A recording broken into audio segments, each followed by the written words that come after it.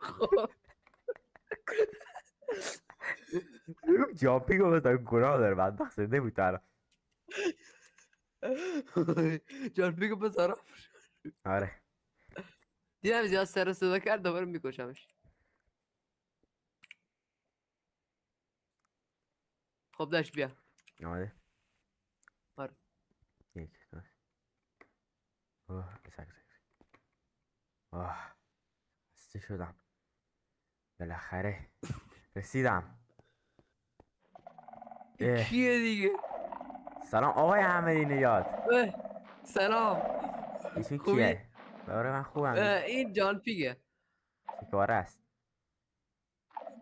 دستیارمه. آها آها یکم اسمش برای من بگم آشنا سر میزنه. صدا میکنه. آره آره آره یکم. جان پیک ساکت شو. اوکی خب میگفتی. اوکی خب میگفتم اومدم برای خب سند چرا خونه. اومدی اینجا؟ آها سند خونه. اوکی خونتون همونه که خیلی قشنگه. آره یکی از بهترین خونه ما که رفته. آها اونه. پس اکو سند بیار. جامپی یکم جان پیک خفش خون بگی. مشتی آقای احمدی بله نژاد. بله بله ول کن آقا یا من هیچی دیگه.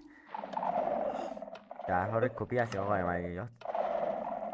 بله بله در حال کپی ام. بفرما. ممنون آقای احمدی نژاد. خب من دیگه میرم. کجا آقای احمدی نژاد؟ آقای احمدی آقای احمدی نژاد توی چی نوشتی؟ سند خونه، سال ساخت نمیدونم، امضای آقای همون کسی که سند داده پنیر. آقای احمدی نژاد وایسا. او عالی شد. عبر عبر صدا بسته بود.